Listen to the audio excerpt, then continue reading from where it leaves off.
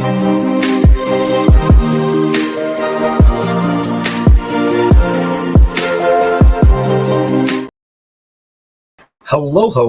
and welcome to another episode of TacoBytes, your Daily Bite of Degen, episode number 626, coming to you live from somewhere, nowhere, New York. We are having a great episode tonight. We get to have back an Underdog, also known as Underdog Protocol, joining us live for this.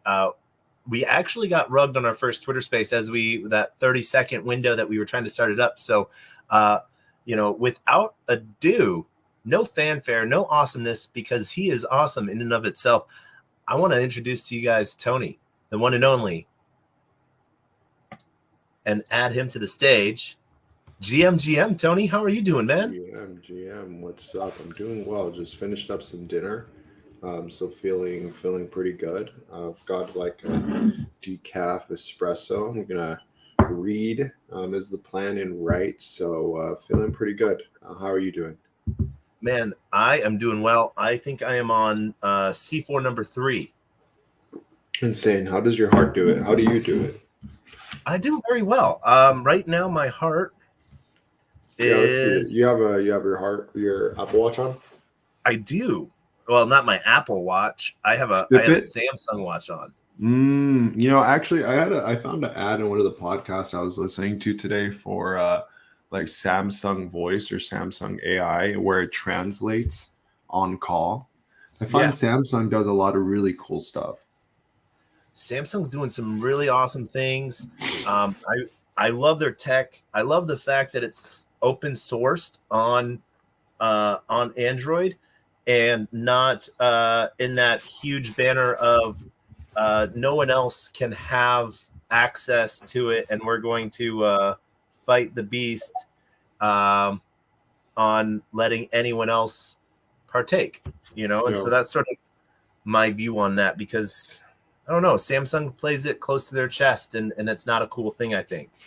Or Apple plays it close to their chest, and it's not a cool thing, I think. There's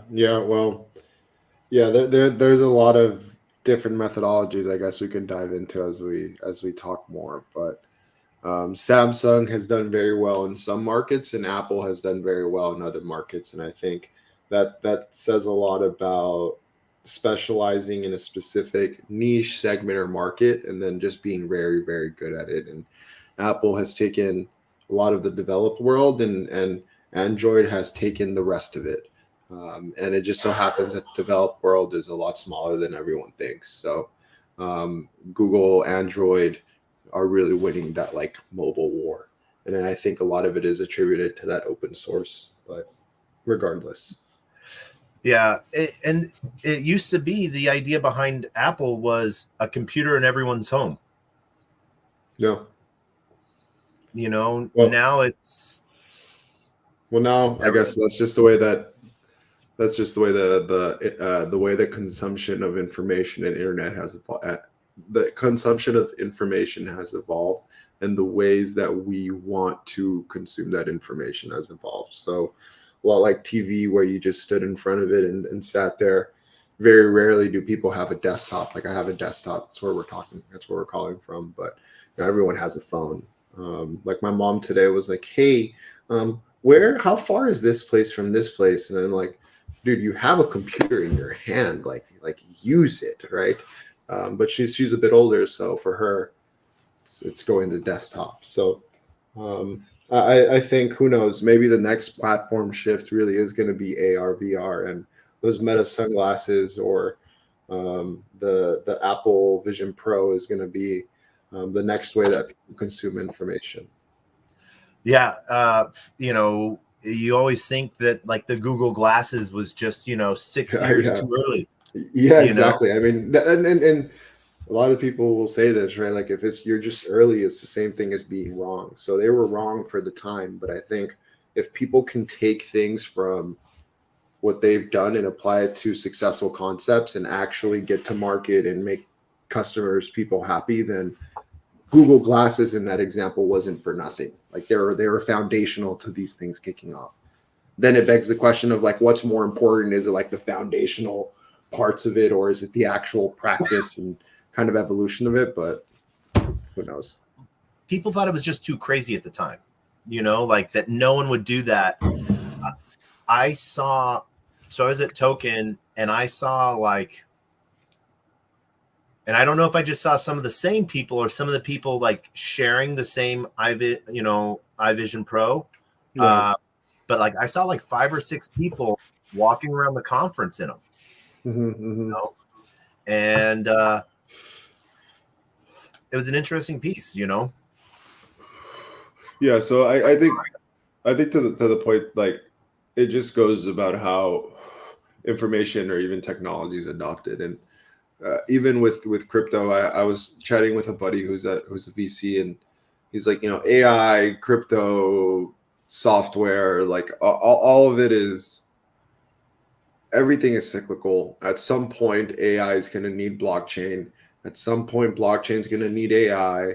At some point, regulations and enterprises are going to be thinking about this as a way to drive revenue. And so it's not like we can't look back at history and not see the future or patterns that may evolve in these like really early markets. And so I think for us being little degens and also tinkerers of technology, is just to look at the history of the world and see if like, hey, there's a new market. There's a lot of technology happening. Tech being textiles, being factories, whatever the fuck it may be. Like looking back and learning from that, and then being able to dictate what the future we want to be through our technology. And I think everyone here, whoever is watching, and especially you and I, think that crypto is going to be that platform. That's a very optimistic view of it too. Yeah. People think that that people in crypto have a pessimistic view of the future of capitalism and the economy, and I don't really feel like that's the true feeling. Like, is there dickheadery happening? Are we going to have a collapsing point? I hope smarter heads prevail.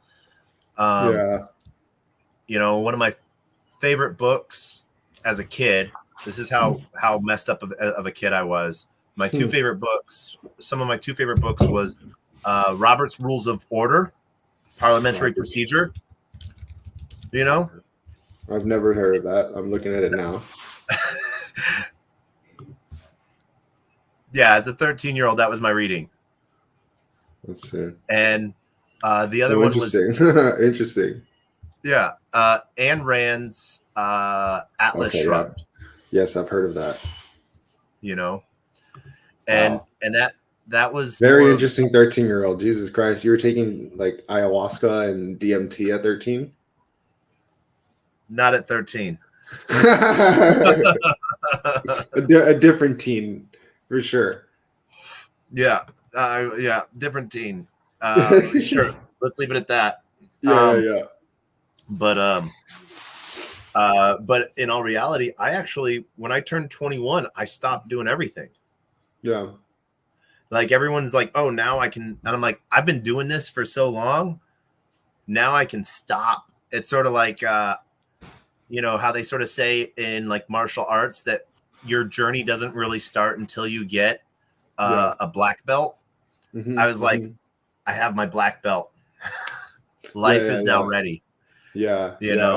I've I think two points is people will often critique the liberal arts and say that it has no value, but I think you can look back at history and draw conclusions and make up conspiracies. And I say conspiracies in the way of analyzing like relationships and things that have happened through the lens of power. And you can learn a ton because humans are just humans, and the way that we interact with each other hasn't really changed. The scenarios that have presented in the world have changed over the last couple of years, but have remained constant for the majority of human life on Earth. So if you look back at history, there's a lot we can learn, and I think the second piece is, yeah, martial arts are interesting. Like I recently started jiu-jitsu, and I feel like I enjoy the feeling of getting my ass whooped and humbled, and I think that applies also to Underdog, or even to being in crypto, which is sometimes really low lows happen and really high highs happen, whether it's price action or news or FUD or whatever. But you have to just really remain constant, and I think martial arts and martial arts does that really well, which is maybe you just don't want to get kneed or kicked in the fucking leg, or you don't want to get choked out, and so you're trying to stay calm while you work through those situations. Similarly, like you're being a founder where you're balancing customer research, customer support, operations as like a business in general, and setting up things for the future. And so, yeah, I think crypto is really, it has something for it. And if you approach it like martial arts, maybe actually that might be a nice little mental model, is just approach crypto like some martial arts, because you can get your ass whooped here for sure. Yeah. But what's the biggest lesson is get back up. Yeah, exactly. Quick shout out to Simone Pro joining us from YouTube. And as always, got to take a quick second to everyone joining us. LinkedIn, Player One Taco YouTube, 0x Degens YouTube, Twitch, Twitter video, Rumble, Kick, Unlonely, Telegram, and Discord. And huge shout out to everyone that's going to be watching this later on Solana via Sol Media. This gets put on chain on Solana. I love it. Tell me more about Sol Media. Sol Media, let's see. I found Sol Media maybe about 2 months ago. Maybe 3 months ago. Their product wasn't live yet. It was like, and I totally forgot about them. I was like, awesome. I do this. I do it on. So like this goes on chain live on Base via Unlonely. Oh yeah. I've been a power user of Unlonely since the first 2 weeks, I think it was. Nice. And they just migrated to live peer, for better standard, because originally I was on Xenon, and then I was then also on Unlonely. And then Sol Media, I think they went live right after Filecoin integration with Solana. Gotcha. Okay. So everything is fully on chain. Yeah. Wow. So what do you like about Unlonely, and how do you think Sol Media can incorporate those pieces? So the one thing I like about the biggest difference right now is Sol Media, I have to upload everything. I can't go live. Gotcha. Okay. Yeah. Unlonely, I go live and I have an RMTP, so it's a lot easier for me. I just add it as a feed to StreamYard. Gotcha. Okay. Yeah, that makes a ton of sense. So right now it's actually it's the experience is more of you just uploading the actual file of what you recorded on chain. Yeah. Damn. Well, the people in 3,150 who found this on the ledger, because everyone is running on Solana and everything runs on Solana now. Hello. Yeah. Well, if you so I was at the Solana Hacker House in Dubai. Nice. I got to meet. I'm going to. I forget his name, but I met the co-founder of Sonic. Okay. And the layer 2 that's building on Solana. Sure. I had the nerve to ask him why. That's not a bad thing. That's not an inherently bad thing, though. I think why is the most powerful question. Like McKinsey has the framework of the 5 whys, right? You just ask why 5 times to get to the bottom of any problem. And if someone doesn't have 5 reasons why, then they clearly haven't really thought about it deeply enough. Yeah. And they have surface answers. Yes. And so they haven't internalized it. And so a lot of people think I come off as debatey or arguing. I want you to defend your position. I Yeah, like you to want to throw your idea in the arena. yeah, and opinions are apt to change. That's the whole reason why they're called an opinion. Mm-hmm. And so some people think that I'm argumentative. Really, I like to call it passionately discuss. As long as you're nice to each other, you don't get into like the ditches and everything like that. Because I don't do that. I'm just like, that doesn't make a lot of sense. At that point, it's a step away type of game. Yeah. It's like, all right, cool. I can only argue with fools for so long because I will always lose. Yeah. And then you become a fool. Yeah. And, so I don't know. The concept of a layer 2 on Solana, I understand the purpose. I understand the purposes of layer 2s. Yeah. And what is the especially purpose of layer 2s? To me, dedicated chain activity, dedicated chain security that has settlement on a secure layer 1. Gotcha. Okay. That to me, that's my opinion. So, and I come from, I got into Polkadot like 2018. Yeah. 2019, because I thought the idea of multi-threaded chains, with an underlying security process, was amazing. Yeah. And I 2019 learned about scale, like definitely, everyone could have their own chain within scale. Personal chains was the idea. Polkadot, Parathreads. Yeah. I mean, I think it makes sense, like the a subchain sort of idea where you can or subnet where you can like launch your own, and kind of like get a dedicated layer or dedicated like part of the chain. Like that makes a ton of sense. I think when you think about enterprises and how they want to adopt maybe like a more private type of blockchain or a private type of experience, or maybe they're not competing for block space, or maybe they can do some more custom things like ZK or whatever. But yeah, I don't know. I'm not a developer, so I don't have such a super hard opinion on this type of stuff. Yeah, you covered a lot of pieces there, like customizable modularity. Modularity. Yeah. Yes. Yeah. Modularity. Yeah. To where people can take something that's amazing, have that be the base security layer. Yeah. And then like, hey, we need to make a custom solution for this niche. Yeah. And with Sonic, the way they're, being a gaming chain, you want a 1,000 transactions a minute, or second in a game. Mm-hmm. Mm-hmm. Do we want to deal with all that spam on Solana? Or, eventually if they build something like a roll up like blobs even, and we see what happened with Ethereum once blobs came out, the only bad thing about blobs so far, in my opinion, is it's reduced gas fees so much on Ethereum that ETH is no longer ultrasound money and burning and deflationary. Over the last 4 days now, ETH has become inflationary.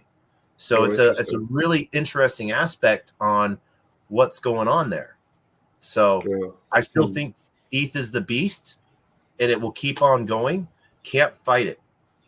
L2s is where a lot of stuff is going to happen. Yeah.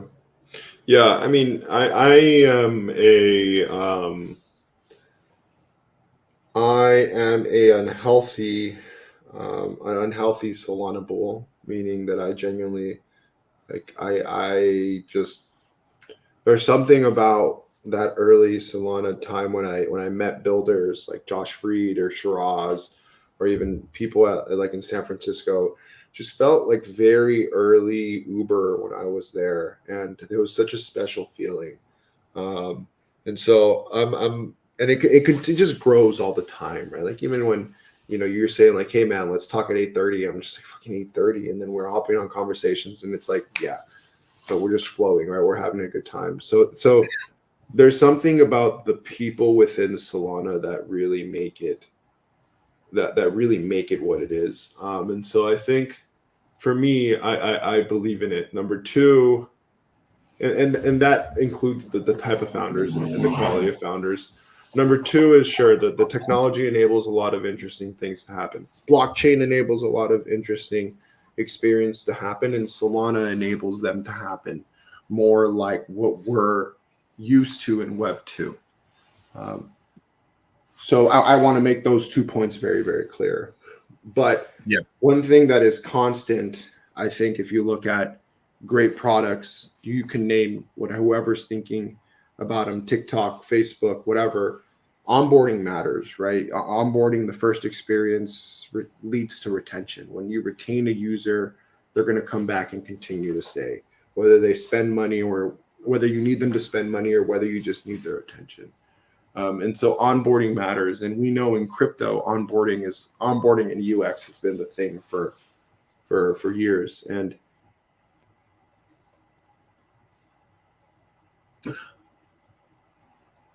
I think he accidentally got cut off. We will see what happens. are we back? We're back. Cool. And then, UX and onboarding has been a big thing in crypto for a while now, but onboarding matters. And the easiest way to onboard in crypto or to Web3 has always been Coinbase. And I think if you hold that true, Base obviously has an advantage there, where if people are onboarding through Coinbase, they can be fed these Base experiences, whether it's through the Coinbase wallet, whether it's through whatever it may be. And I'm not saying that's something that's, oh my God, we must pay attention and do these things it's Base doing. But what I am saying is onboarding matters. First experiences matter. And it seems like a Friendtech, a Blackbird, I think Unlonely is on Base as well, if I'm not mistaken. Yep. There is also social, consumer experience, Farcaster, consumer experiences that are happening on Base, right? So not to say there isn't happening on Solana, because there is. Onboarding does matter. And I believe, once again, going back to my first point, that the type of founders that are here on Solana are the type of founders that made the Valley what it was and is like today. And now it's just decentralized, distributed everywhere. Yeah, no. And one of the really cool things that I like about Coinbase and Coinbase's DeFi wallet are their journeys, their quests. And they tell me more. I haven't really used it. Like I use Soulflare, and I use Backpack, and then I use Phantom. Those are my three. I have a Phantom, Soulflare, Magic Eden, and Backpack, and then a Trust. On my main phone, I have, I think, like 135 different mobile apps that are wallets. Jesus. Different chains for different things.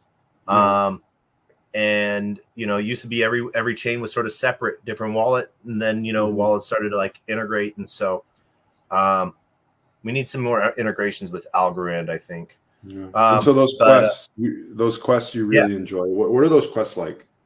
So the quests are I like them because it teaches other people. I know a lot of this stuff, but it teaches me about new protocols. Okay. But it used to be just done within the Coinbase app. Learn about a new token. I remember those. Yeah, I remember those. Get some free crypto. Now it's taking people through a little bit more of a journey. Mint an NFT. Visit Optimism, do something on Solana, do something on Base, do something on Ethereum. They're not being chain specific, which is really cool, and so I think there's a lot of opportunity there, for different protocols to sort of get showcased. They're trying to make it their super app, their super wallet, with a little bit of Coinbase support in the back end. I think whatever works for consumers, whatever a consumer wants to experience, there will be chains that have those experiences for them. am sure that there will be winners everywhere. There always has been. It's very, I mean, unless we like kind of look at like the airline industry, like some of the railroad stuff, there's been rarely like, fuck, okay, wait, I'm gonna eat my words here, but like monopolies and fuck.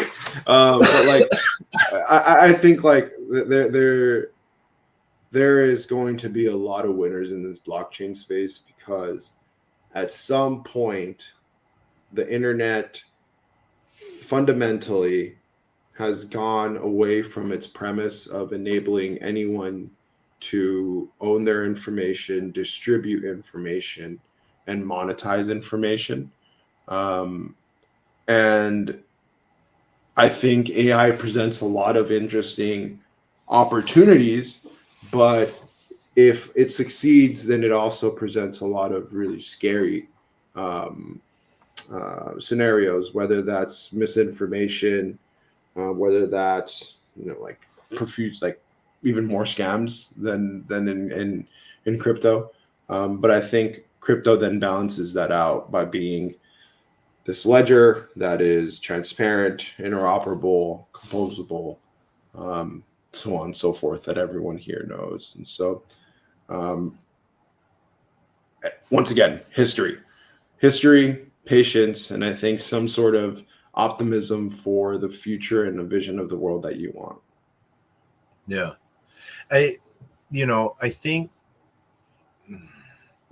and I think, yeah, we can talk monopolies, the for the internet. Let's go to the simple one. Google. Yeah. I originally, yeah, I mean, that's like they had first movers advantage though. I would almost say like they had the highest quality crawlers at the time. And because they were able to capture that, they were able to then build a ton of services and business arms on top of it. And if search was just the interface to that crawl. And so there's still so much space. Like even in advertising, they compete with Google, they compete with Amazon pretty well. So I don't know. I feel like just people think because it's like Google is a verb, it's like Uber's a verb. It's like once you turn something into a verb, it's like it's a monopoly. It's game over. Yeah, because it replaces. Let's search for. Just go Google it. How do you tell your So your mom has a desktop computer. Before you said, you'd say, "Hey, just Google how to get here." Back in the day, we would say, "MapQuest it," and then you would go print off the directions. Either staple them together or paperclip it. And if you weren't at home, you'd go to the library and you'd ask the librarian, "Hey, can you MapQuest me directions to?" I'll never forget my parents and I did a trip up to Washington, and they dig up pages of maps on how we would get there. And I remember just flipping through the pages as a kid in the back of the car, like, what the fuck? Like there's navigation systems, guys. Yeah. They're just so expensive at the time. Yeah. Well, back then, GPS 3, it was $700 for, And we're complaining about the fucking Vision Pros. I guess $700 for like some showing you how to get from A to B is a steal in comparison for 4,000, so you can watch almost real porn. Yeah, but you also got to look at the time. $700 back then. Yeah, in the 90s. Yeah. It's a good amount of money now. It's a good amount. It is a good amount of money anywhere, now or then. I think that's another point. Is like it's a good amount of money anywhere that there is an opportunity to in software. Like people are always saying go extremely vertical, get very niche specific, and like the verticalization of software has happened where you're seeing like eBay is getting torn up into hundreds of verticalized marketplaces.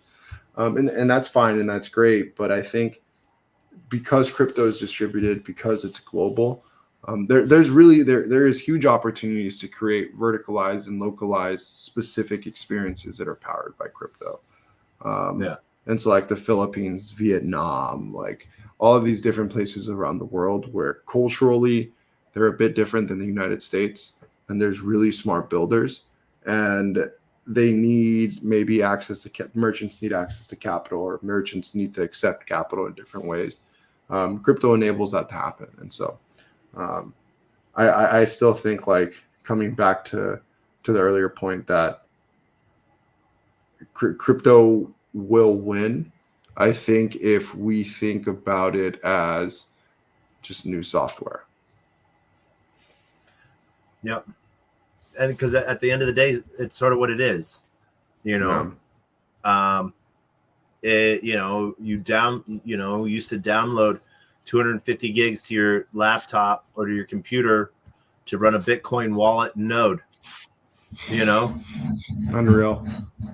So it's sort of crazy on where it's gone since then, to where, you know, we now have nations taking executives hostage because they think that they've ruined their country's economy. Not their own inflation ruined their economy, but they think that Bitcoin ruined their economy. And you know, and so it's really interesting to sort of see that.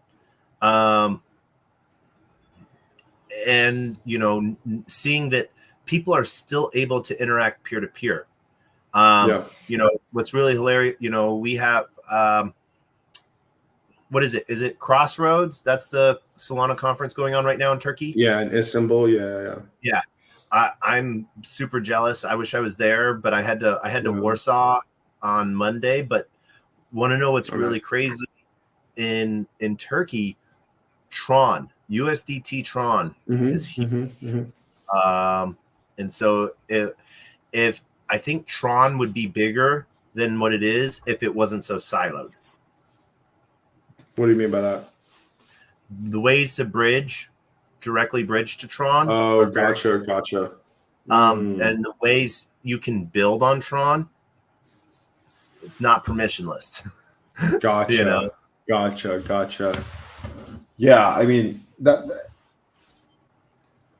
Solana. I'm Solana all the way. Like I Base, like I said, has an awesome like onboarding advantage or type of experience, or you know, also has a great ecosystem and founders. But there is still, this is something that I've spent the past 2 weeks just talking with customers, talking with users, talking with founders, catching up, chatting with them about some things. And everyone is just like, man, we're still so early, But this time around, we have real things to point to. We can point to Helium Mobile. We can point to creators earning, you know, their yearly salary in a week through Drip, through Solarplex, right? Like we can point to Hive Mapper, where people are earning by mapping the world. So I think now these are things that are real. They're very, very real, and it's exciting. Like it's exciting as hell to be here. But I know that there's still a ton of work. Yeah. So one of the things I was hoping I could pick your mind on if you could answer these. I've sort of seen the push of Metaplex Core. Yeah. Before we get into Underdog, I want to understand. I remember when Metaplex released Core, it was big during the super team call last month, or no, March, right beginning of April. I was in London at the time, and so I remember that call. Metaplex, you know, released Core and stuff like that. Let's talk about that for a second. What's up with Core? Yeah. The Metaplex team is extremely focused, I think, on two things. Number one is Metaplex Core and simplifying the experience of creating digital assets on chain. And then also I think is community. So you saw like the startup program, like the C hack last quarter, like real initiatives to try to give back to the community and get involved a bit more, even the buyback as well, which we can link to later. But Metaplex Core, there has been a lot of creator activity with Core, and there's been a lot of games that have inquired about Core. And so I think the most exciting piece for me and for Underdog, which I can chat a little bit more about later, is the plugins, and which is what I think gets a lot of people excited about it. Token extensions where maybe you can do like confidentiality, or you can do transfers.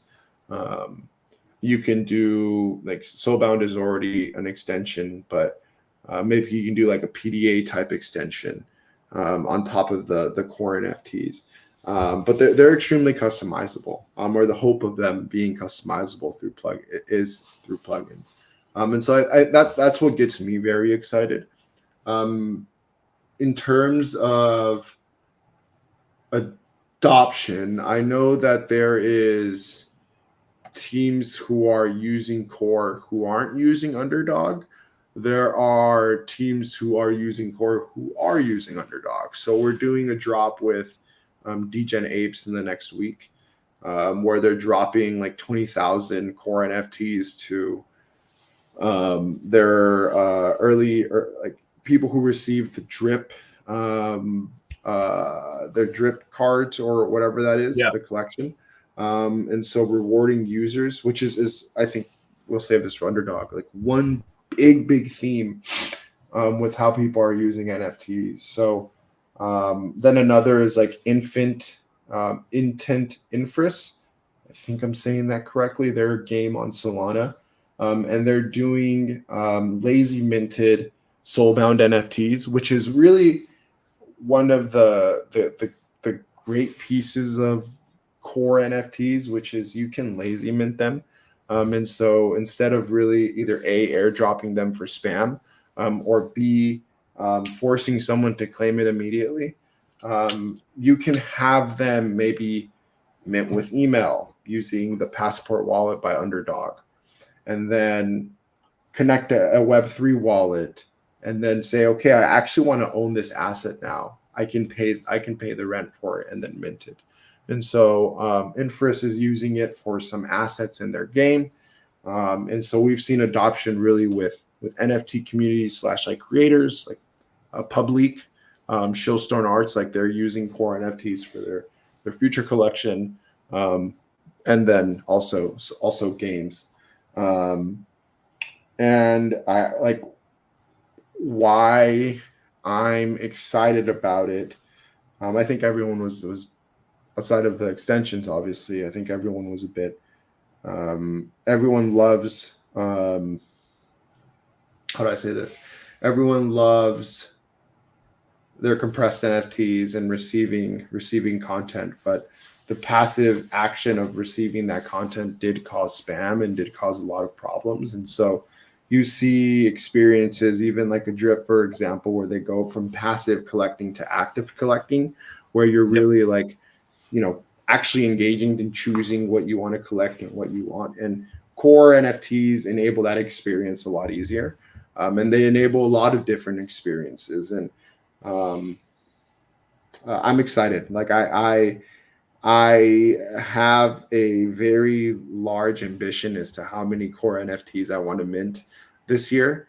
And so I think that they will drive a lot of impact. But like I said, it's really just about like testing the waters, verticalizing, and what's different with the standard then? So we have NFTs, we have PNFTs, we have cNFTs, we have SPL20s, and now we have Metaplex Core. Yes. So and to regular NFTs is a standard everyone sort of knows, just like on ERC 7. I would say cNFTs are more like 1155s. Yeah, I'm not familiar with the Ethereum comparisons. Mm-hmm. I think the underlying piece here is token extensions weren't built for NFTs; they were built for tokens. SPLs are built for tokens. Token metadata and PNFTs have the royalty piece and some of these other pieces that um, are opportunities to improve on. Yeah. And Core fundamentally is built as a standard for NFTs that uses one account and is extremely customizable. And then I think fundamentally, if you're looking to build with digital assets on Solana, um, Core NFTs present a much more customizable experience than what token extensions does because they're for tokens than what SPL tokens do because once again Yeah. they're for tokens and token metadata because there are PNFTs because there's royalties or compression because Phantom and Soulflare detect them as spam so maybe your users won't see them as much, right? So I think um, core is Core is saying we've learned a ton in the last 2 years. Here's what we've learned and what creators and businesses have told us, and here's us rewriting the standard and launching something again. And it seems like the reception from our customers and the market has been pretty positive so far. Yeah. Let's see. Oh, that didn't work. Can you do something for me? Can you, let's see, put your hand up like we're high-fiving. High five. All right, let's see if this works. Boom. All right. There we go. All right. That worked? We got an image. Okay, nice. Maybe I might do something with that. Let's see. I gotta send myself some soul real quick.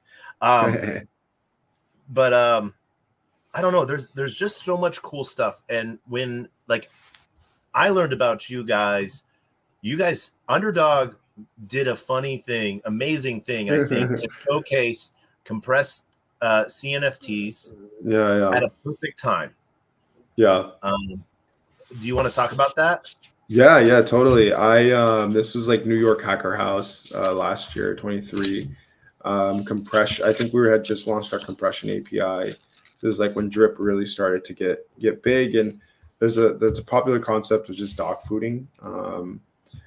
So we just dog fooded our own product. I wanted to send a couple memes, and one of them was I think Gary had done something about some shit with coins, and I had found this meme like while I was scrolling TikTok, like the Chihuahua, and I just save memes. Everyone does, and I was like, "Fuck it, I'm just gonna send this out to a couple collections, to ones that I own at least, like SMB, DAA, and I forget which others."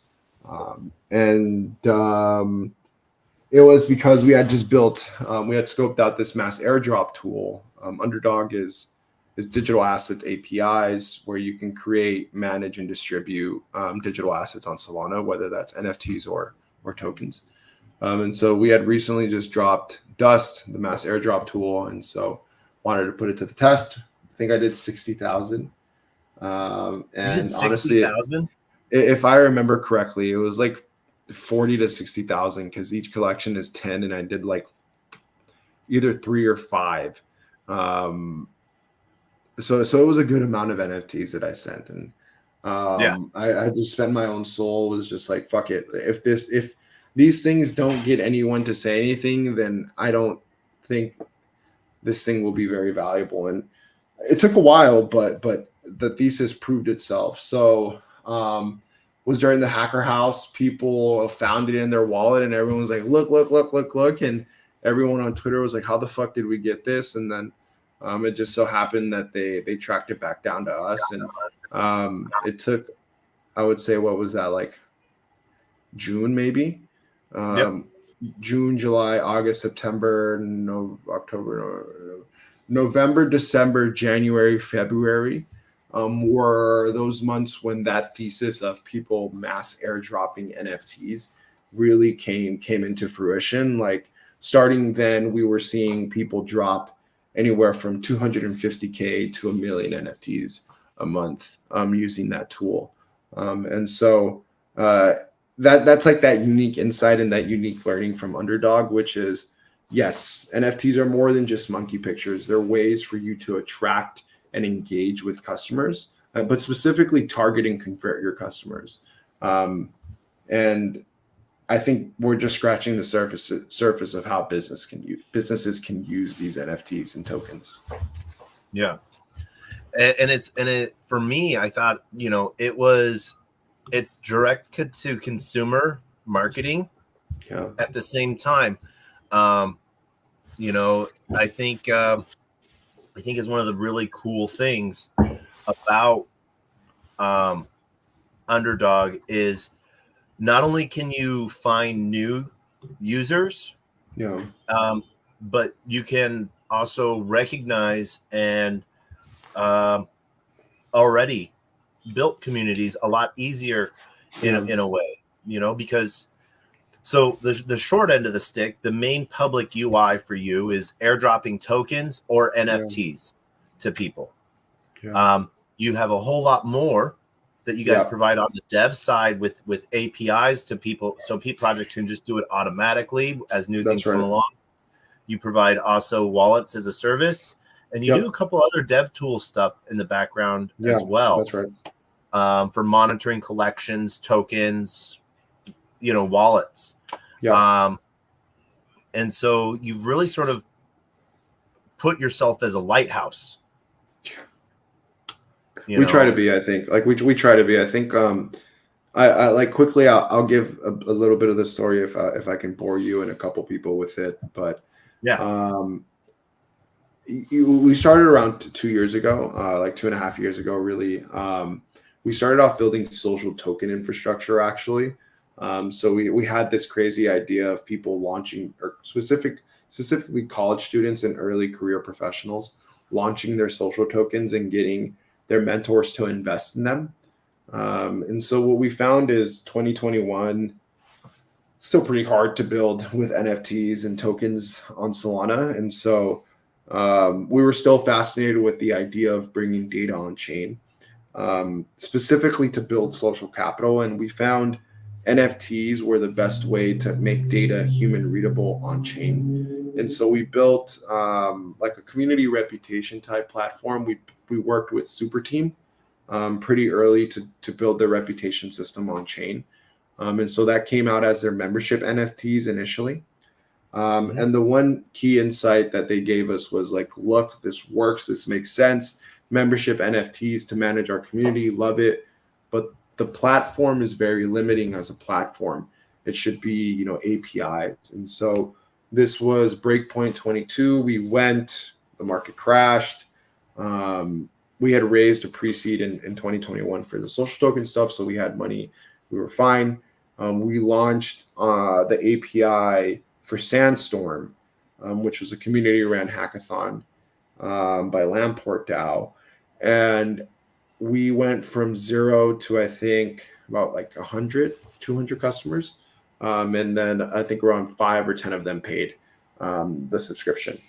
And so like we found some sort of traction with these APIs. And so what it was at the time, and still what it sort of is, was the ability to mint NFTs, manage them, so update the metadata, update the image, and then send them, distribute them.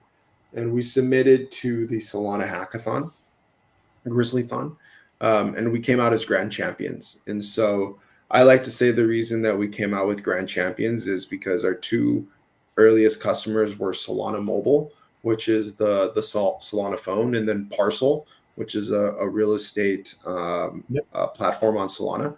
And so for Solana Mobile, we powered the Saga Genesis token, but also their elemental NFTs and some of the chapter 2s.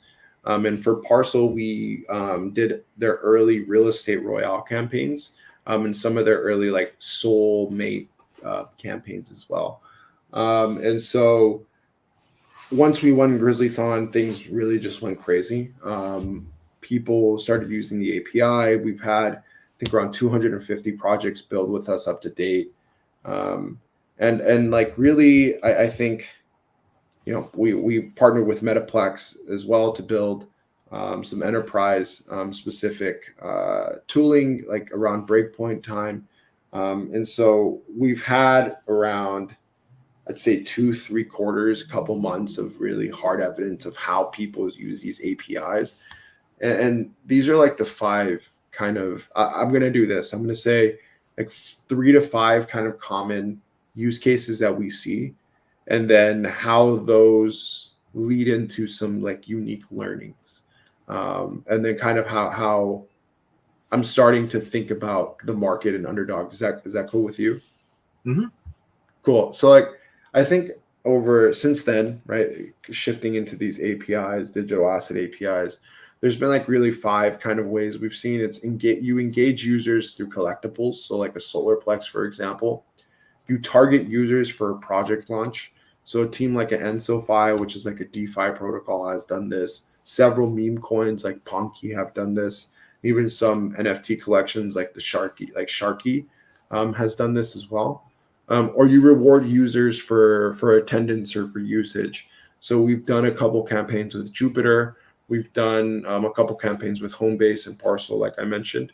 Membership passes, so Super Team or Dean's List has used Underdog for some of their things, and even storefronts. So one of the tools that I didn't mention was a storefront tool where you can create a storefront for digital goods for NFTs. Yeah, exactly. Yeah. And so those are like the 5 use cases that we've really seen, and the learnings that we've taken from that. And here's kind of how we've come across from the learnings is a balance of identifying what we're uniquely good at, but also what the market is using us for and where it's going. And the learnings are digital assets are a way to engage with users. Digital assets are a way for businesses to grow. And number 3 is there are new ways to connect with users. And we see this where, Solana Mobile, for example, they have their Saga Genesis token, 20,000 loyal individuals. You receive this Chapter 2 token, you can refer individuals. If you refer to individuals, you get rewarded with this elemental NFT for more promotions and more targeted marketing. 97% of those people claim that NFT. Isn't that insane? 20,000 people purchased early access to this phone. Then 1,500 to 5,000 people referred individuals to grow the network to come and buy this phone, the next version of the phone.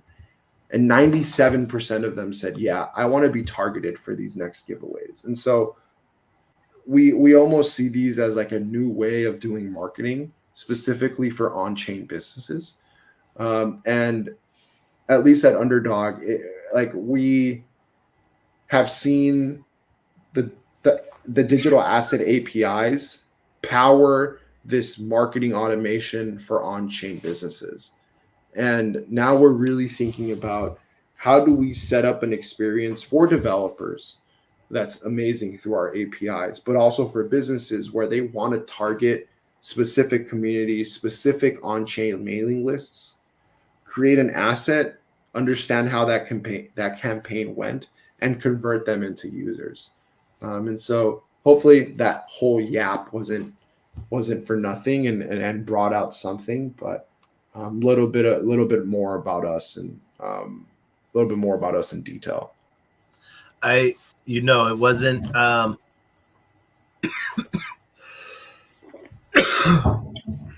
no, you didn't bore. Nice. Where for me, I knew a lot of this stuff. Being able to pass this information on to others. One thing I want to sort of point out with all of these amazing, like you're doing real builder shit. I'm sorry, I based it down to builder shit. How large is your team? Oh, it's just Kevin and I, so it's 2 people. I know that. I know it's just 2 people. I want to just point that out to people. It's 2 people doing all of this stuff. Yeah.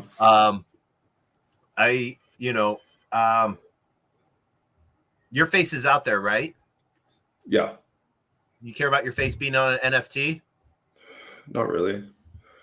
Okay. I'm the guy who's known as the shirtless guy on Twitter and Solana Twitter, outside of Yeah, Mac or Burger I've Bob. So yeah, I've seen those videos, yeah, push-ups, everything. Yeah, I'm fine with it. I think this is more for any tinkerer really. Owning distribution is super powerful, and sometimes I've been told that I can be a bit funny, but I'm a performance artist. Really, is like how a lot of people have described me, and it seems like people have enjoyed my performance art, and it's led to interesting inbounds, good like we've worked with the Wasi guys on yeah, Ethereum, and that came through like one of my shirtless videos. They were just like, dude, this is fucking hilarious. We want to do some stuff on Solana. Like, would you mind helping us? We're like, yeah, dude, of course. We're happy to help here.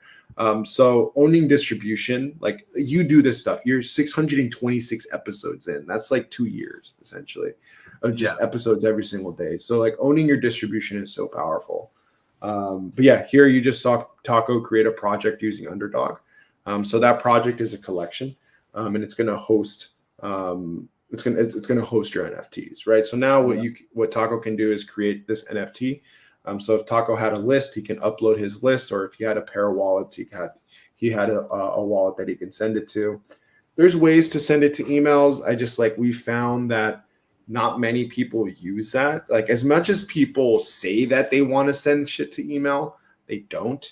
So we haven't surfaced it. But if whoever's watching Taco, if you want to send mass airdrops to emails, let me know and we can make that happen. But here's Dust. So this is like, if you're familiar with MailChimp, you're familiar with marketing automation, this idea of lists, this idea of collectors, subscribers, followers, all of this is public information. And there is some lists and some collections that are more valuable than others. For example, Saga Genesis Chapter 2 is maybe more valuable than, sorry, I'm not flooding anyone's bags here, but with maybe the people who have a Chapter 2 are going to be more on chain than those who have with. I don't know. I'm just BSing. Don't hold that to me. But what you can do here is maybe you're launching a brand new product. Maybe you're launching a brand new collection, and you're trying to find a community or collection that matches your persona. You can either upload yours via custom list, or you can choose the ones that we've curated here. Once you choose the list that you've wanted to send to, let's just say it's maybe Chapter 2 diamonds, you can then create your asset, just like Taco did, exactly like the experience that Taco did. I have a question for you. So I'm a little butthurt with the Saga phone and with Solana Mobile. Sure. Why?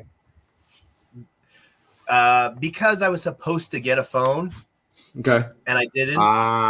Okay. So that's the and then I was supposed to win a phone, and someone stole it from me. Literally stole it from me. And then later on, they had the audacity to say, like, hey, send me your address. I feel a little bad. I'll send it to you. And then they never did. And then they and I was like, mother. Yeah. And so my frustration doesn't come from the product. It comes from not having the product, because I was shouting from the rooftops as soon as it came out, you need to get this. Yeah. And I was so excited when they came to us and said, hey, like we'd love to learn more about what you're building and how it really the original vision was this soulbound NFT that tracks your activity on the phone, and based on the activity on your phone rewards you. It gets a little murky when you think when you say it like that, but still nonetheless of how they've done it, I think is provides that privacy, but it's based off on-chain activity. Yep. Which is pseudo anonymous. You can you can make it as public as you want. Like I live publicly on chain. Player1taco.sol, player1taco.eth, player1taco.bnb. You find a chain and a naming service, there's probably a Player One Taco. Yeah. And I do it from that because for me, what I understood very early on was that there would be social scores attached to it, on chain credit. How do you feel about that? I think that it's if I'm supposed to be my own bank, okay, don't get me wrong, I do have like 300 different wallets. I got 6 ledgers sitting next to me and 2 Trezors. Nice. Damn, bro, you're loaded. You got 8 cold wallets. Was that 6 or 8? Let's see here. My math is bad. I'm sorry. There's 2 pin keys, 2 ledgers there. 1, 2, 3. You even have some pin keys. Nice. 5 ledgers and 2 Trezors, and then a Tangem hardware wallet. 8. I should be getting ledger stacks soon, and then 1 inch. Yeah. I got I'm in the I'm going to be in the ambassador program for the 1 inch hardware wallet. Nice. And then somewhere, I don't know where it's at, which I don't know if it's a good thing or bad thing. I have a ballet wallet. I don't know if it's a good thing or a bad thing. It's hilarious. Yeah. There's that I can't find it. I've lost like seed phrases and stuff before. I've just had to like buy a brand new. Wait, you mean you don't carry them, right? You don't carry your secret recovery phrase? Of course I do. It just like when I move stuff around, I'm so fucking disorderly that I lose it sometimes because like I take it out of the bag and stuff, and like how I do it, I don't know. But this is that's Underdog. Like this is being able to target specific lists and communities like Pith because you're launching. The second part, as soon as Saga 2 Chapter 2 came out, I got in it. Nice. But I haven't followed along. What's the difference between Emerald, Tanzanite, and Diamond? It depends on the level of referee that you are. Yeah. Oh, okay. So which the lowest tier I'm guessing is Tanzanite? That's right. I think it's Tanzanite, Emerald, and then Diamond. I'm probably a Tanzanite. Yeah. What's the smallest collection we have right here? Aurori, OK Bears. Let me look at these. It's definitely going to be the Chapter 2s by default because they're like 1,500 to 500 each. Okay. So I would say let's go with the Chapter 2 Diamonds. Name for all of your NFTs. Yeah. Tony. Yeah. And Player One Taco High Five. Yeah. Symbol. It's TP15. TPH5. Yeah. That's good. Boop. No royalty. Do we want royalties? I don't want royalties on this. That's fine with me. I'm not a big royalty guy. Yeah. Descriptions. If we want to say like, hey, thanks for watching, you can send them to the next link or StreamYard, or you can send them to Underdog. There's a ton of things we can do here. One of the interesting things here is we actually did a very similar drop to Chapter 2, the entire Chapter 2, the 130,000. That cost us around 30 to 35 SOL. And we did the drop for our Metaplex Core API. And if you bought a whitelist token for 1 Solana, you got discounts for the Core API. And the 35 SOL to the 100,000 wallets turned into 100 SOL and 100 beta testers. So we essentially got a ROI of 3x from targeting Chapter 2. And so there's more examples, but it just becomes a very interesting analysis of the fact that these assets are new ways and cost-effective ways to target and engage with customers. Yeah. What do we got? I Are we broken? we shouldn't be broken. Okay, cool. All Oh yeah, right. cool. Amazing time with Underdog. Yes. I'm just badoop badoop. I know these links are bad that they don't go live, but I'm putting them there. And then I think I was going to put your Twitter there, or I don't know. Maybe I would put yours in the extender URL. That's fine with me. Just put yours in there. Do some okay. self promo. Don't. Ain't no one holding you against it. There you go. Boom. Boom. I was like, wait, should I wait for this video and I'll go upload it up to Soul Media and then put the Soul Media interview there? I don't know. Maybe we'll do that at a different time. Yeah. Let's see if this infrastructure is going to hold, man. So then this is the different thing. We have like a ton of options where people can choose from. This is because we've seen so many NFTs and how people want to use them. The basic cNFTs are perfect. It's just for airdrops and ad campaigns. And if we're able to identify how many wallets we got, scraping that data may take a while. Boom, 1,000. That should be damn, off the top of my head, 0.2 Sol? 0.001 Sol maybe? No, it should be like 0.2 Sol. Yeah, 0.22, yeah. Yeah, 0.2 Sol. Man, sometimes it helps to remember stuff, especially when it's your own goddamn thing. So 0.2 Sol, that's the initial cost to target 1,000 of Solana's most engaged users, right? These are people who have referred individuals to buy a Chapter 2 phone, and they've bought the phone. So these are 1,000 engaged users. You're targeting them for $30. 0.2. Let's just 1,000 divided by 30. Let's just do this now. That's what, 30? 32? 33.333? Yeah. So like this is like what, around 30 cents per customer? Yeah. To acquire them. So the CAC is pretty cheap, right? Like you're looking at sub $1 CAC for whatever, even if we're promoting something. So what happens here is you dust. What's happening now? I can check. Give me one sec. But the idea is these will drop, and everyone will be. I went with the diamond holders because I knew that would be a smaller count. But if I went with Tanzanite, I know I would get it in the mail. Yeah, for sure.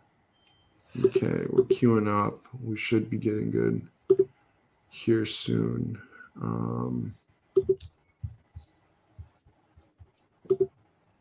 Haha. Airdrop happening with Taco. Oh. Fell to dust. Let's see. Transaction? What was that error? Said failed to sign.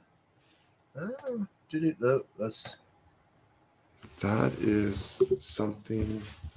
Here, hold on. Let me refresh. Oh no, if I refresh it, it will delete it all. I think we should be good. That is a Sphere issue. Okay, we'll see. Hey everyone, if you're watching, these things happen. Reminder that software is software.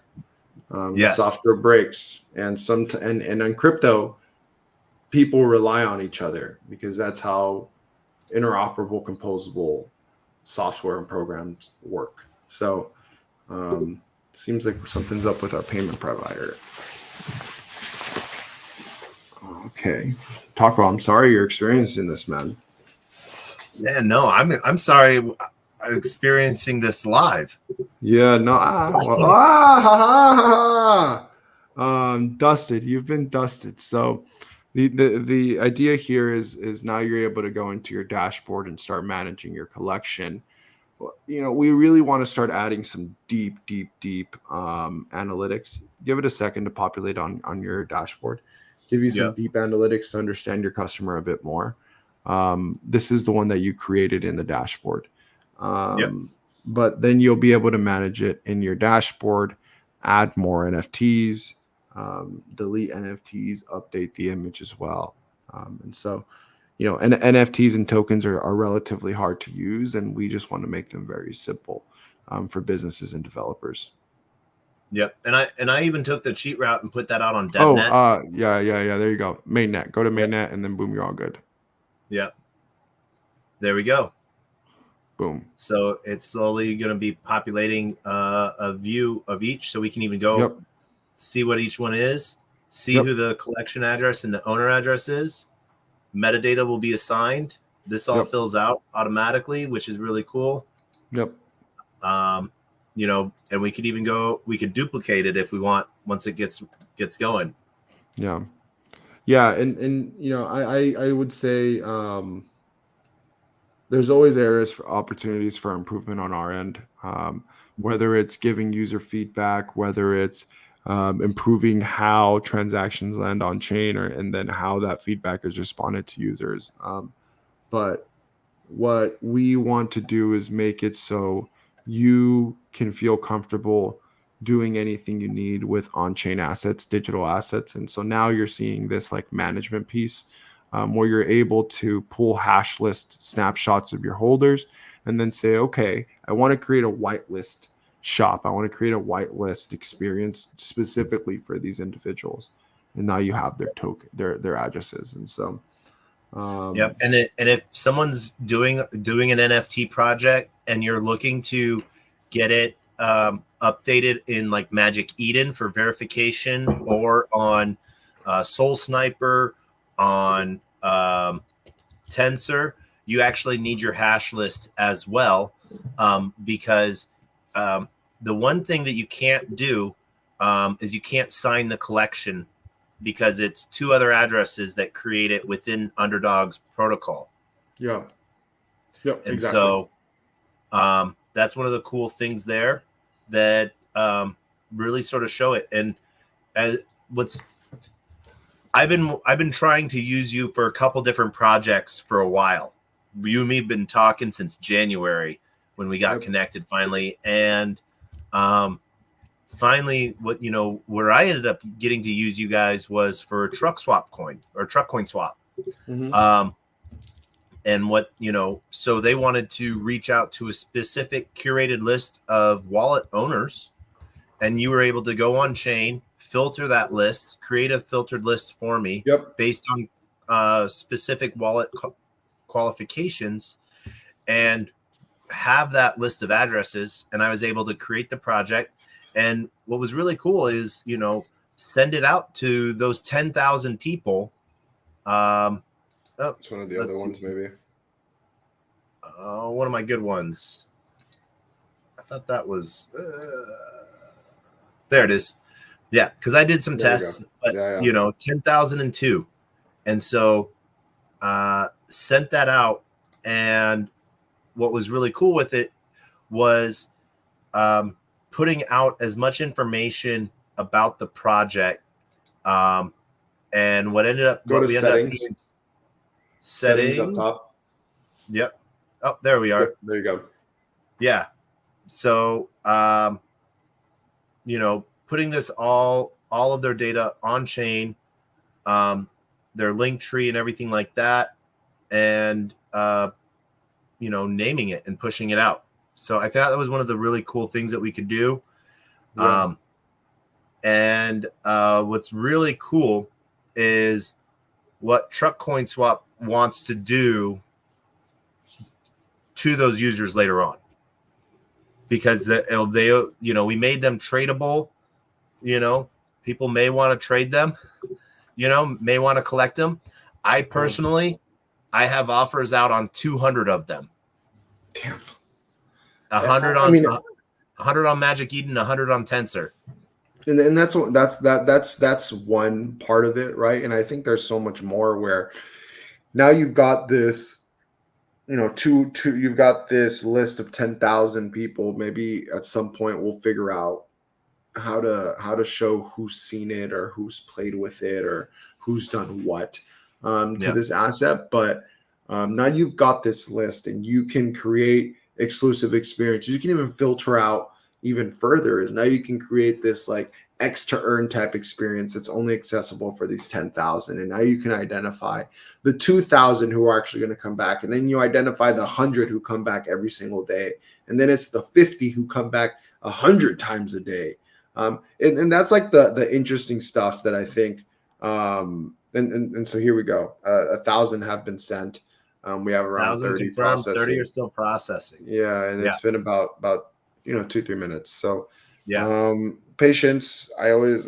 Still relatively early. Some patience is always key with us and with a lot of products in general. But these digital assets are brand new ways to connect and engage with users. And it sounds like you've even experienced it yourself. And we want to show the proof in the pudding to say that, like, look, Truck CoinSwap has done this, Solana Mobile has done this, Jupiter's done this, Parcel's done this. You as a Web2 enterprise can do this. You as a net new product on Solana or launching on Solana can do this as well.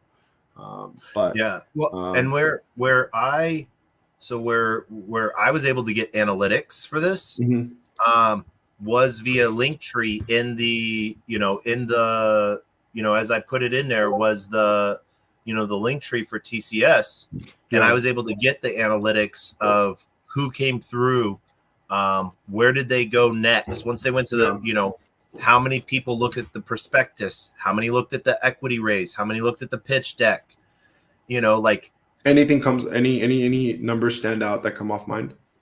Heck,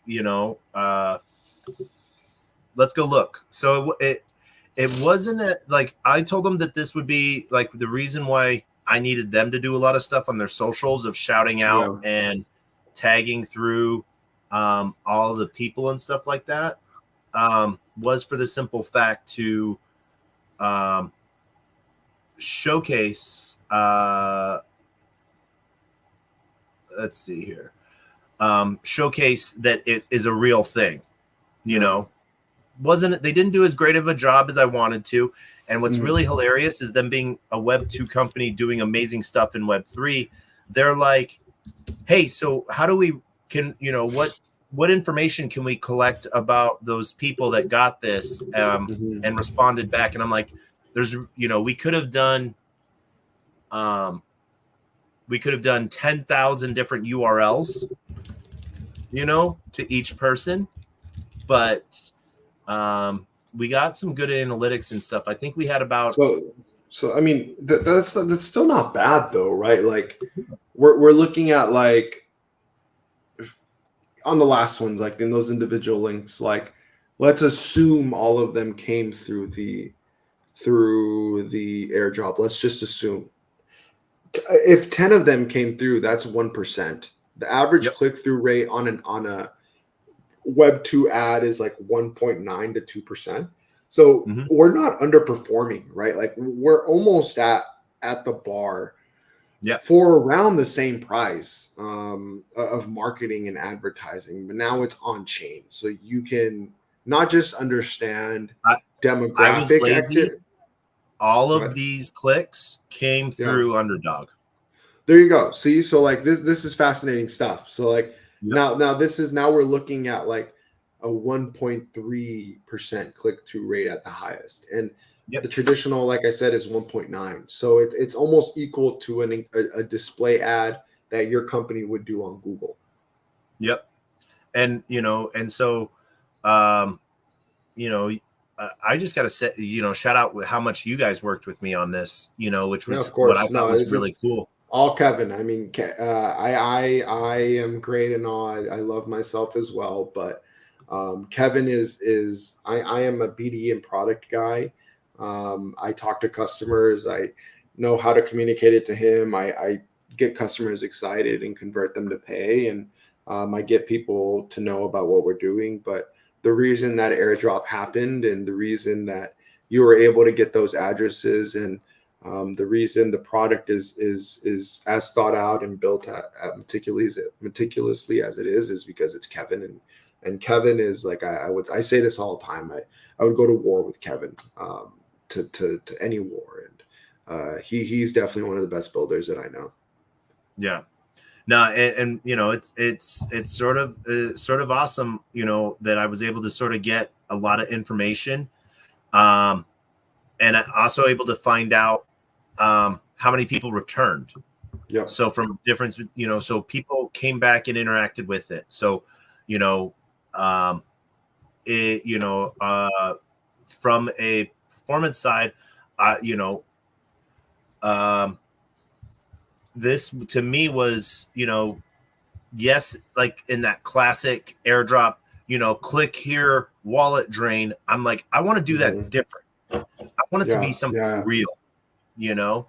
I don't think I've ever gotten a real NFT that said click here, learn about something, you know. And Ethermail only sends out EVM mail to those that have signed up for their protocol. Yep. This, I can get anyone and everyone, you know. And so I think it's one of those fun things, and like just playing with it, you know. I sent out a picture of me at ETH Denver to like all the OK Bear holders. Yeah. I had like 15 friends reach out to me, sending me text messages with they're That's like, awesome. I got this in my wallet. Yeah. That's like, I mean, in like, 2% of the total collection, but 15 people who you actually know, like that is powerful, right? Like it's kind of really that, like, I've got not my fans or their friends, but like I'm able to create a connection around with individuals either around a specific particular asset, or through this asset. And I a lot of people are like, there's a lot of on-chain data. There's still a lot of valuable on-chain data. But people still, for some reason, get really fucking angry when you send them something as if all of it isn't fucking public. Like you said, player one taco. Like if I was really curious, if I really cared and was really curious, I could find everything about you, right? Like we could go on chain. I could see the protocols that you've interacted with. I can see how much capital you have. I can piece things together. I know you live in New York. Like it's not difficult to piece these things together. And so this data is already out there. I think it's understanding the value of having this data in public, which is there's a lot of smart ass people, Dune, Pine, who have Flipside, working on how to make data more digestible.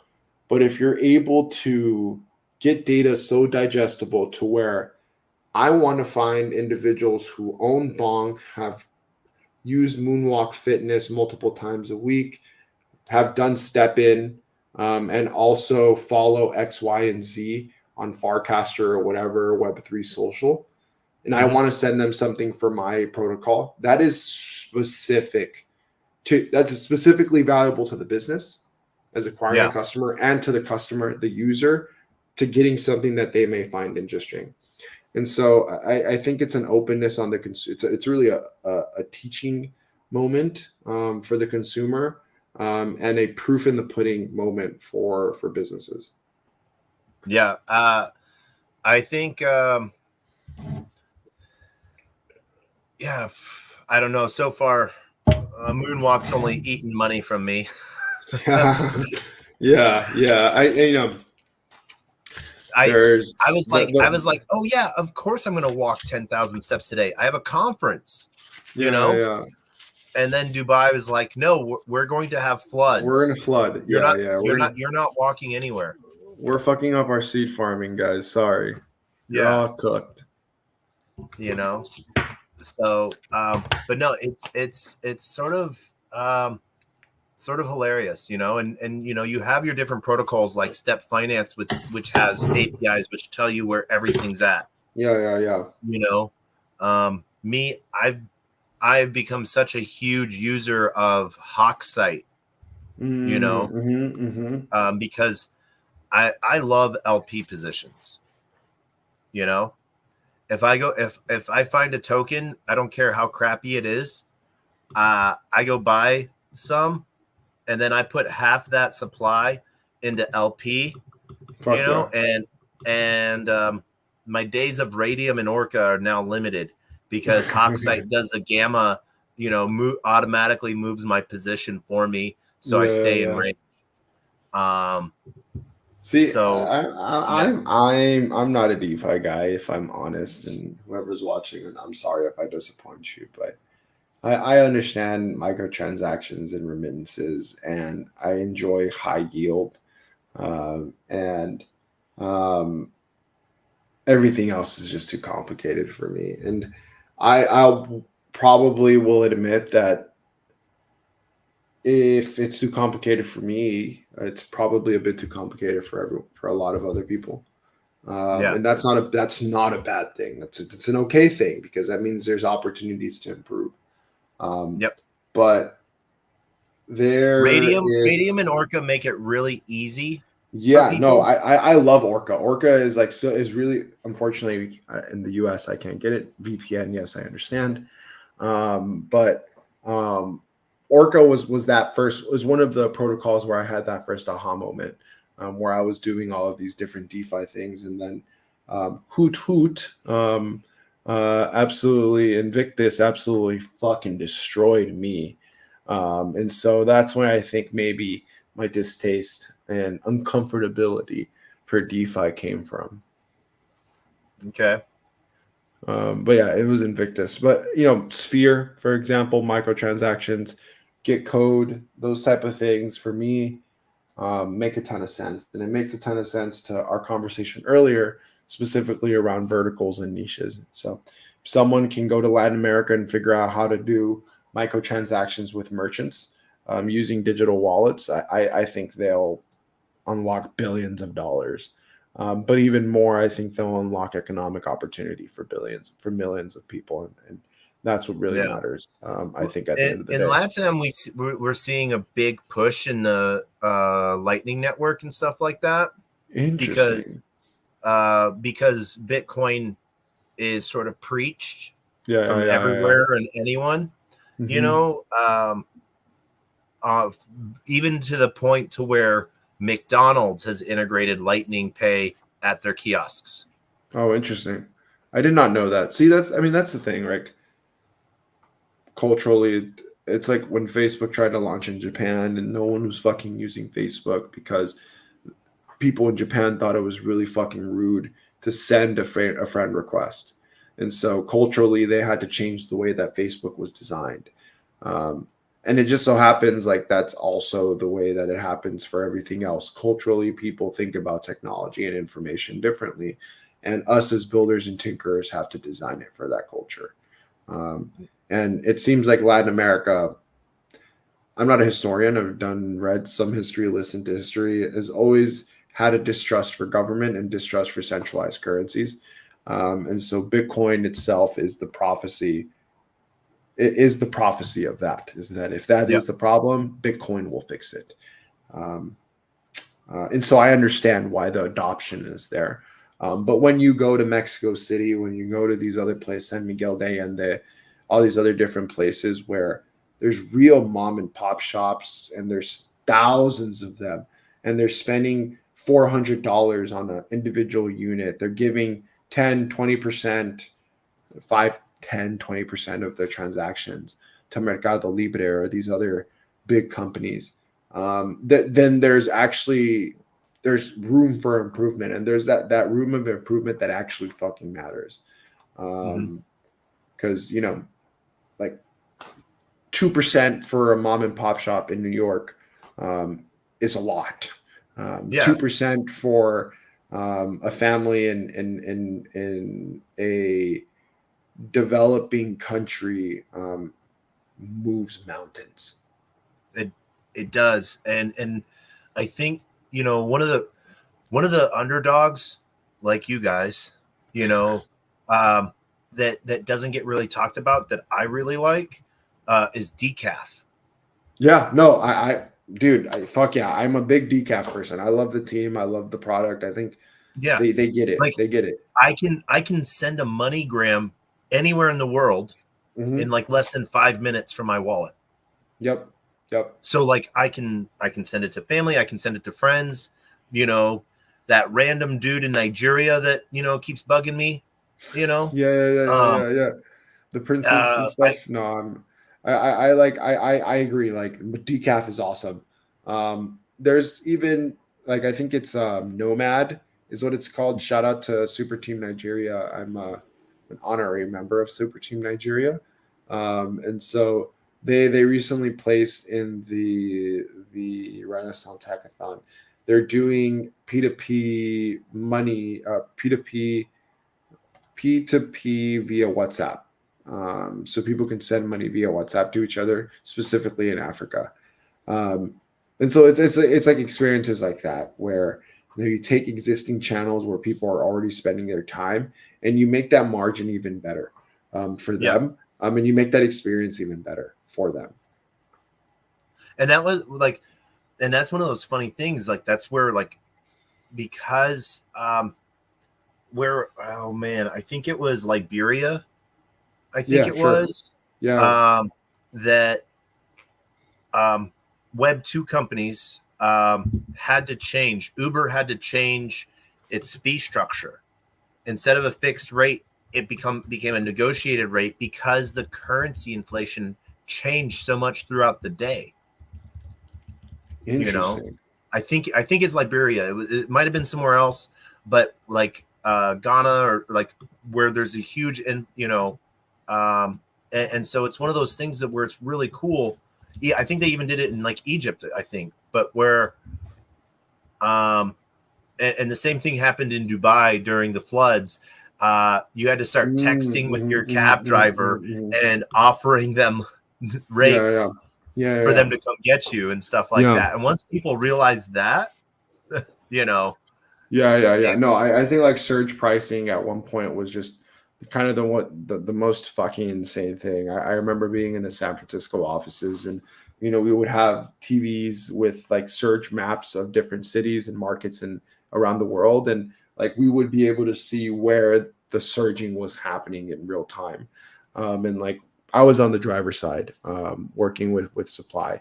And so it was always a really good feeling when we saw surge because that meant our drivers were making money, or getting the opportunity to make money. And reminder, I was a bit earlier in Uber, so this is when drivers were making that was when actual I was money. an original Uber driver.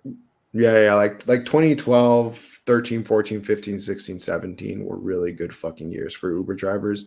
18, 19, 20, and now, I mean, you can probably, I still think there's an opportunity. It's a great way Supplement to make income. money, to supplement income. Thank you for saying that. It's a Yeah. great way to supplement income. But back in those days, like if you I sat at a mall kiosk for hours and turned regular people into Uber drivers. And at one point, I signed up 4,000 of them in the Bay Area, and they said, "We really like this project. Can you help us scale it out, and teach people how to do this in other markets?" And I said, "Sure." Um, but those days, I mean, if you knew just a couple people who would drive and you dedicated like a full-time week, you were easily clocking in $6,000, $7,000 a month, $8,000 a month. Uber Which, used to do a lot of cool things. Lyft to oh yeah, like Uber driver bingo. yeah, You know, yeah, yeah, yeah, yeah, yeah. I mean, that's yeah. the that's like the stuff now that even Teleport can do. Teleport can steal all of this stuff and add an incentive layer on top of it, a cultural layer on Te- top of it. Teleport's giving free rides at Consensus. Yep, they are, they are, Yeah. and like everything Uber did wrong, Teleport can do right, and I am very appreciative of the time that I have at Uber. I will always be proud of it and happy for it. But I do realize it wasn't fair to a lot of people. There was people who I know. I signed up a grandma once who is 60 years old.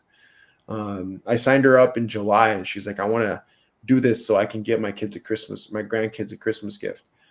She came back to the mall in November and said, "Uber got me and my grandkids to Disneyland." And, like no bullshit. I wish I was lying because they would make me feel better. But this was like a real old lady from San Francisco who I met. She originally asked for help. I somehow got to talking about her car and my dad being a mechanic. And then months later, she comes back and is like, "Hey, I drove. I met really nice people. I felt safe, and now I'm taking my grandkids to Disneyland." And so there's stories like that, but there's also stories like, "Hey, man, like my fucking car just like absolutely broke down on me, and you guys took 60% of the entire ride, and so I'm spending more on my fucking gas than I am on how much money I actually make." I've had drivers who maybe see me at like have seen me at a driver station when I'm doing things with like a kiosk, or even when I was at the mall, and they'd like just come and yell at me because of like Uber. And so I understand that there was things that were wrong, but that's more of the underlying economic model, right? And like the conversation, like kind of to the point that we were just having, is blockchain crypto fixes a lot of this, so you don't have to do a lot of this surge pricing and be predatory and have insane take rates. Yeah, and well, do you feel like that it became like an oversaturation thing too? Everyone saw everyone making a shit ton of money, so everyone thought they Yeah, could do it. So then there yeah, was yeah. I think that's definitely a factor. Marketplaces are tricky. yeah. So I was at Uber. I was at Ritual.co, which was a lot like a pickup specific DoorDash. And then I was at Thumbtack, which was a property tech marketplace. I And remember so Thumbtack. yeah. So my real experience is marketplaces, consumer marketplaces specifically, and they're probably the hardest business to build. I don't care what anyone says. Because you have to balance both the supply side and the demand side at the same exact time, and then figure out how to create value for them. Meaning, how do I get an Uber driver to be the best driver possible, where they're getting their car checks, they're having gas cards and everything that they need, and then they have these perks. And then on the driver's side, how do I make sure that they feel safe, that they're happy, and that they're referring people and they're coming back to the app and finding value? And so with Uber, I think they took on a fuck ton of money, right? Which was great. TK is probably one of the greatest founders of all time. So they took on a ton of money. So they had unrealistic growth expectations. Unrealistic, but they were able to hit. And with that came a lot of launching in markets that maybe shouldn't have happened, and create like opening up the marketplace more than it maybe should have been. The idea with marketplaces is just to reach marketplace like liquidity, where is the amount of supply reaches the same amount of demand, and the value that's being extracted, or the value that is being met by both, is very high. It's over like the threshold of like 80% for NPS. And so with Uber, as they were growing, people were finding a ton of value. But once they met some sort of threshold point, it got to where there was maybe more bad actors, or there was just too many people, too many outliers, that people started to get unhappy. And maybe it was because, and I won't say this, but maybe it was because there was changes in the onboarding process. Maybe it's because there was changes in the ways that background checks were done.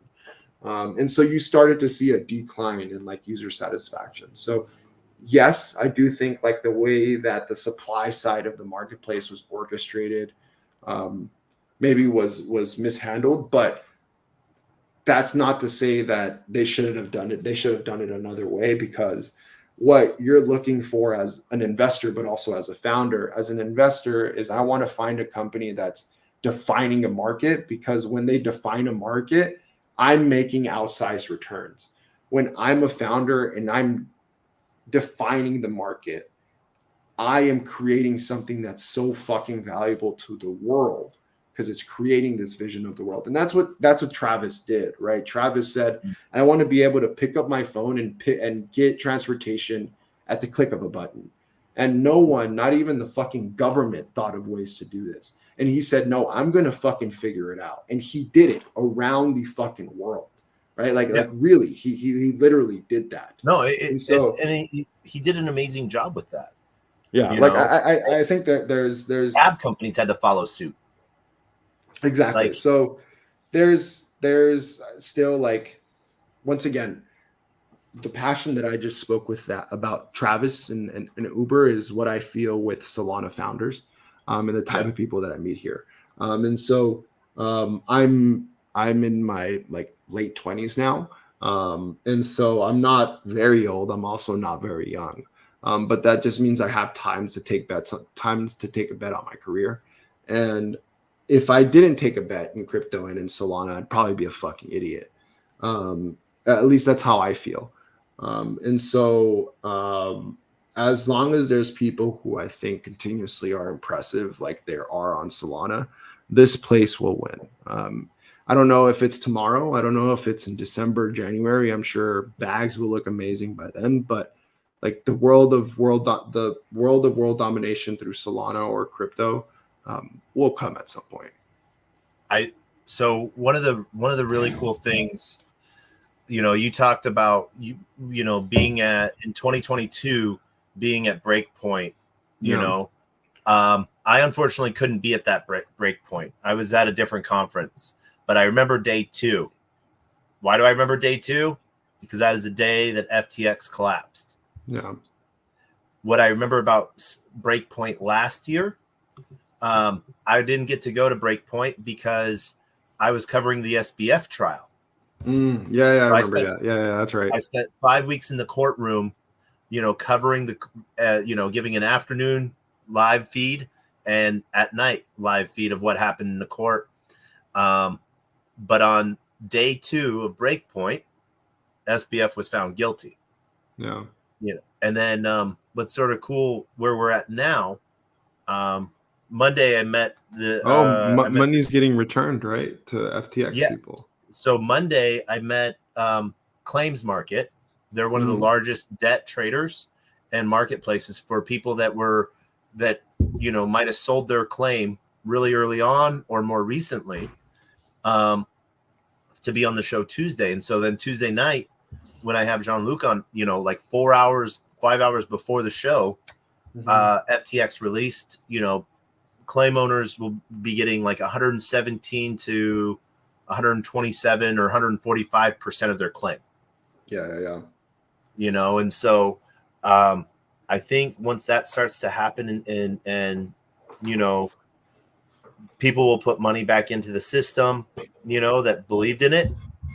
A lot of the people that owned it, will get it on. And I'm jealous of your mechanical desk right now. I can't work without it, man. Like I wish I could show my setup, but I have my iPad over here, and then I've got the iMac and the mechanical desk. I genuinely I really don't care about price action. Like, it's not price action. It's about people in it. Yeah. That's exactly where I was going with it. Exactly where I was going with it, which is like everyone is like obsessed with this like 140 number right now, as if like 140 isn't great. Like $8, I still think it's $8 to $10, right? Like I was like, hey man, let's do this little thing. It's like, wait, what do you mean it's $1,000? The shit was $200 a couple days ago, right? It's like, no, dude, that was months ago. Oh shit. Like I think what is important is the attention that comes with it. And once again, like marketplaces, the demand is the attention, the supply is the experiences. And our job is to have the supply, the experiences, so when the attention is there, it meets each other. I think, like I said earlier in the show, we're finally at a place where we have these things we can point to and people who can build them. So the Drips of the world, the Helium Mobiles of the world, the et ceteras and Hive Mappers of the world. spheres I of the love world. Drip. Vibu, like originally, I was in love with Solana Spaces. Yeah. One of the coolest things that they had there was one of their kiosks that they had would take your picture and turn it into an NFT. Oh, I remember that. Yeah. Yeah. So what's the day before you sent out your Gary Wants Your Coins NFT was day one of the Solana Hacker House in New York here. I got to meet the Samo team. Oh, sure. Yeah. Yeah. And he bought one of the Solana mobile phones, and I was like, hey, can I send you your first NFT to like see how it works? And he's like, yeah, I definitely do. So I sent him the NFT of my face. Nice. So the first NFT they got on their Solana mobile phone was my face. Yeah. And so there was some interesting pieces there, but like it just the where we've come, Magic Eden, before Magic, Launch Labs even, Oh, yeah, fuck.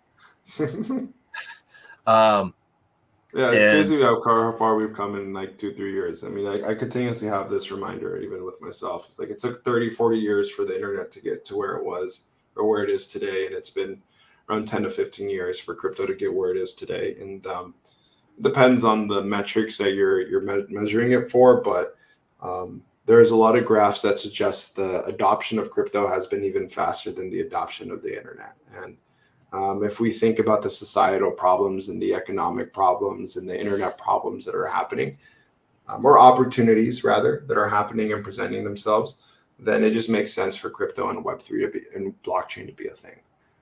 Yeah, we have, so on technology adoption, it's about 20 to 25 years on average. There, from radio to radio being in everyone's room. TV to TVs being in everyone's house, cell phones to cell phones being in everyone's hand, email, and now, so we're 15 years in, so we got about 5 more years to where we're at the start, I think. So we're still early by 5 years. That's an interesting point. Yeah, that's an interesting observation. As a founder, so founder and then person, I think, are two important things to distinguish. Mm-hmm. As a founder, it's just stay alive. As Underdog, we just have to stay alive for those 5 years, so that when the hypothesis that we have and the demand that is there, we can take entire advantage and define this market of what I think of as like marketing on automation for on-chain businesses. And then as a founder, I think it's being optimistic and learning, whether that's from history, like I've talked about for the last 2 hours, or whether it's looking at other shit that's happening on Base, that is happening on other chains, or even happening in AI, happening in the SaaS world, in the regular consumer world, in the East. So all of these things will play into how things play out in crypto. But we just have to learn. Like a lot of my job as a founder is just updating my mental models constantly and constantly learning and constantly talking to people and getting new opinions. Because I don't really win unless Player One Taco wins with all the experiences that it creates, and Truck Coin Swap wins with all the people that they get to invest or that they bring on board to on chain, right? And so my biggest priority is to know where these markets may go, and how at least we can get things done as builders and as a community. Yeah, I think we're like a lot of the things that I'm been in for a little bit, like my progression has been like marketing and stuff like that originally, community dev liaison, gaming, started a game company, a bunch of token projects and stuff, the media side of things, and then it was DeFi, then it was security, then regulatory compliance, and now, on the same time of that, distributed compute and AI, and so, I'm having circles. I'm going back in circles, it seems like, where I had stepped out of the Cosmos ecosystem. Now I'm stepping back into it because my main project, we're building a Cosmos chain. We're building distributed compute power on Cosmos, and it's like, everyone wants to be AWS. No one's going to be AWS. We can provide exactly comparable services. Yeah, exactly. Yeah, no, you hit it right on the head. I mean, you're an idiot if you're completely crypto, I think. Right? Like you have to have other interests. You can have interest, and you're an idiot if you only focus on one ecosystem, because there's a lot of things happening everywhere around the world.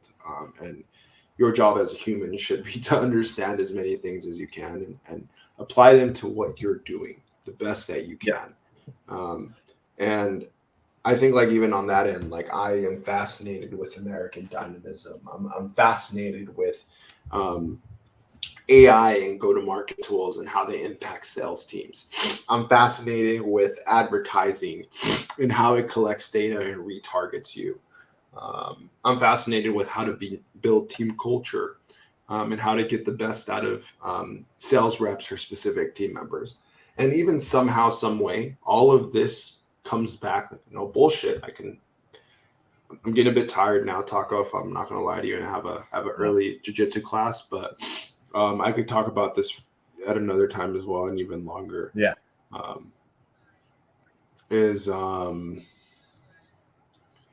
Shit, I lost my train of thought. Catch me up. Do you remember what I was saying? Good at training sales, BD. Yes. Focus fully in crypto. Yes.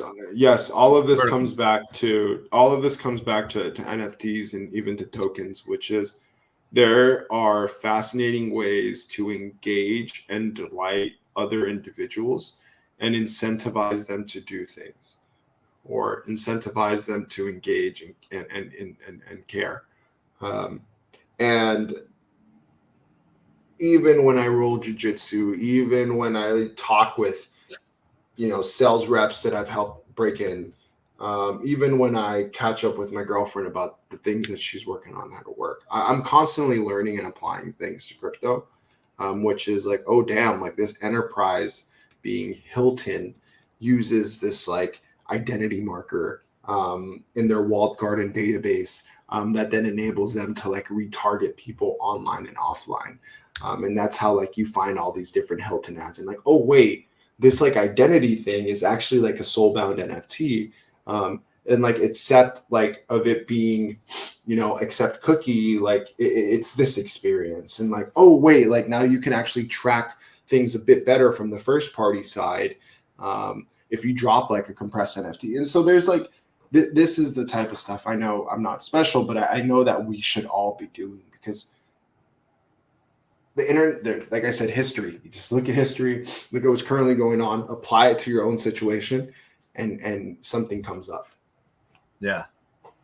No. Yeah. It's an interesting aspect, and we left it at, I think this is a good time to roll up. We've had it. It's almost 10:30, I think, for you, or 11:30. 10:30. It's 1:30 here. Tony, this has been an amazing time. Dude. I could probably we could talk for hours. Probably 4, 5, 6 hours. Honestly, we would fucking go on and on. I really appreciate the time, dude. Like just getting into different topics and shooting the shit and just getting to how do I say this appropriately? I guess to bond with another person is always super nice. So I appreciate the invite. Yeah. No. It's persistence is key. Yeah. I've annoyed.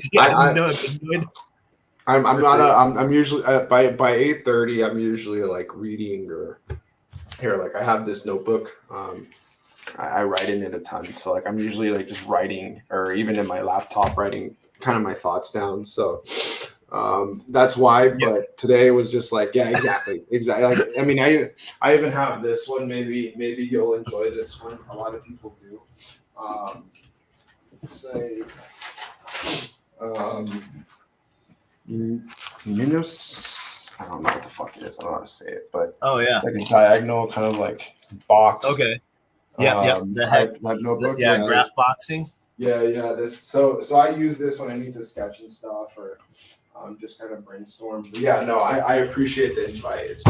This has been fun. Yeah, I mean, Kevin has has diaries, or not journals, for around 3-4 years of his life. So his are just like fucking stacked. Yeah. You know, somewhere I have 3 of these, like big ones that were just notes from the FTX trial. That's insane, dude. You know, but no. So I want to thank you for joining TacoBytes, your Daily Bite of Degen, episode 626, live with Underdog, Tony from Underdog. Tony, we have ended this show 625 times in the same way. Words of wisdom, and I have the best, worst knock joke. Okay. So, words of wisdom, final thoughts. Study history, be a good human, and do something that makes you happy. And then what's the worst knock joke you have?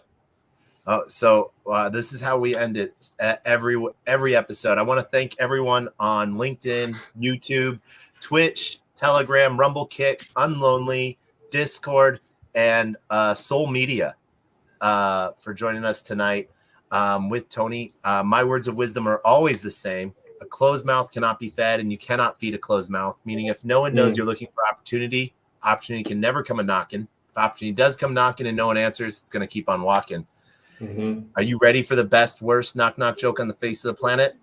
I am. Knock. Who's there?